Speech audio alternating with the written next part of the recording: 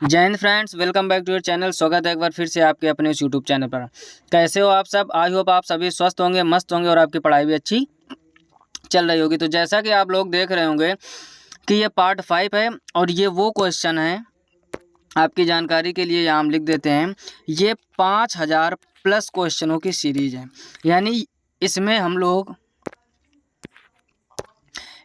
लोग 5000 plus question cover करने वाले हैं और ये एक महा सीरीज चल रही है एक तरह से। और ये वो क्वेश्चन है जो आपके फिजिक्स, केमिस्ट्री और बायोलॉजी से रिलेटेड और ख़ास तौर पे एसएससी, एमटीएस हो, चाहे सीजीएल हो, चाहे सीएचएसएल हो, सबके लिए बहुत ही महत्वपूर्ण है। ठीक है ना। जैसे कि आप लोग देख रहे होंगे 5000 प्लस लिखा है यहाँ पर। इसका मतलब ये 5000 से भी अधिक क्वेश्चनों की सीरीज है और ये वीडियो नंबर 5 है। यदि आपने इसके पहले के लेक्चर नहीं देखे हैं तो प्लेलिस्ट में जाकर वो लेक्चर ज़रूर देखिए। और यकीन मानो, अगर आपने ये जनरल साइंस की सीरीज़ कंप्लीट कर ली या इन क्वेश्चन और आंसर को तैयार कर लिया तो कोई भी एग्ज़ाम हो एसएससी का, आपका जनरल साइंस, जीएस का, इससे क्वेश्चन बाहर नहीं जाने वाला।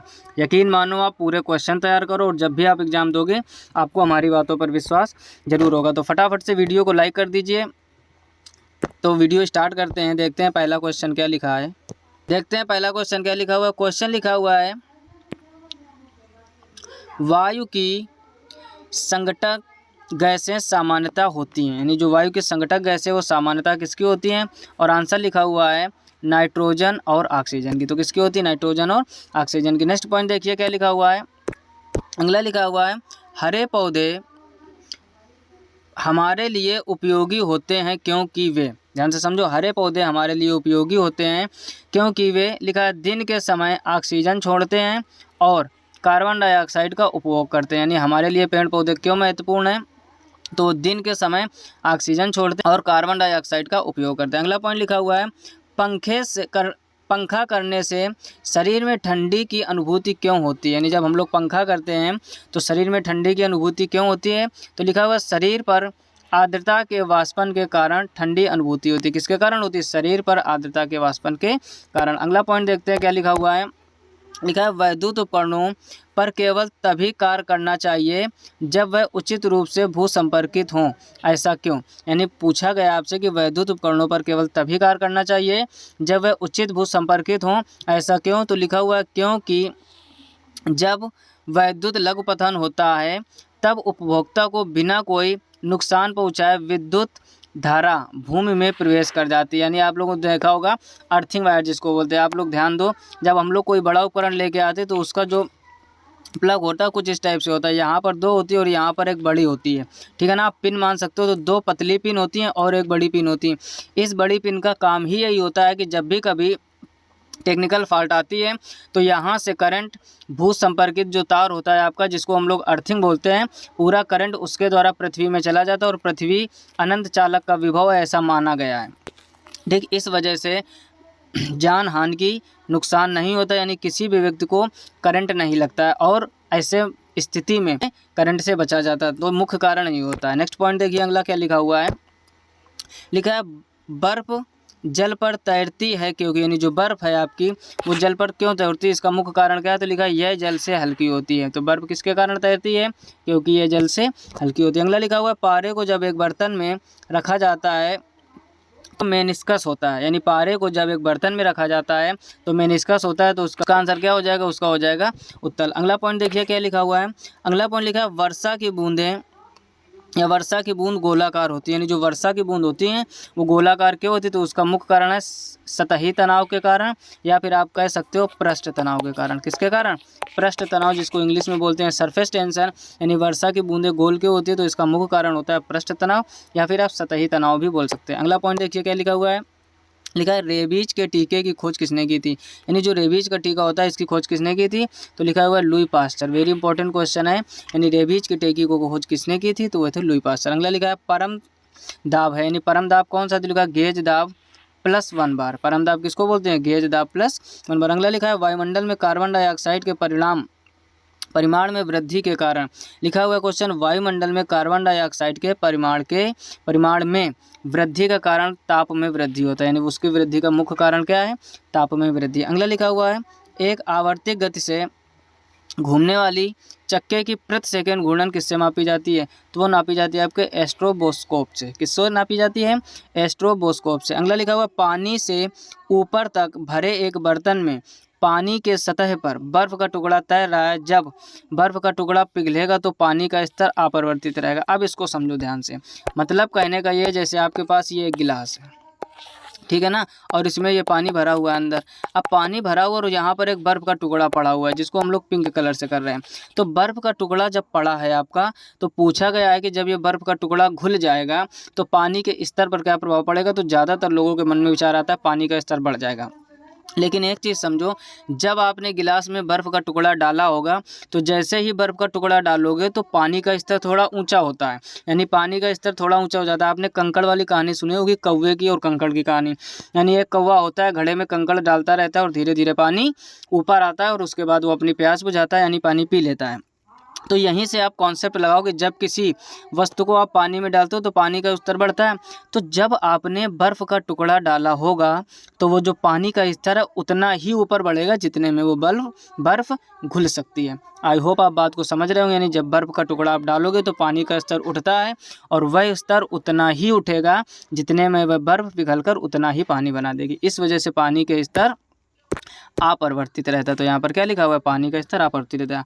देखो, क्वेश्चन जनरल साइंस के पढ़ने के साथ साथ आपको सीखना पड़ेगा, समझना पड़ेगा, तभी आप एग्जाम में अच्छा काम करके आ पाओगे। अगला लिखा हुआ है डाइन इकाई, यानी डाइन जो है वो किसका मात्रक है? तो वो होता है बल का मात्रक। अगला लिखा हुआ एड्स फैलता है, यानी एड्स किसके द्वारा फैलता है? तो गलत यौन संबंध से।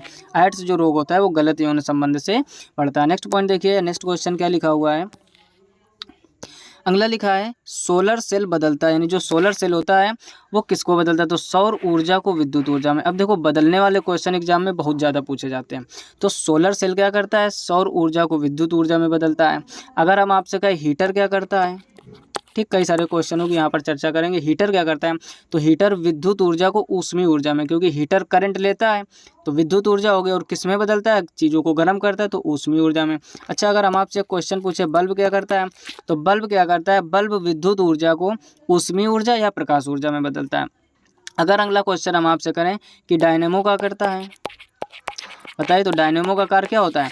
यांत्रिक ऊर्जा को विद्युत ऊर्जा में बदलता है।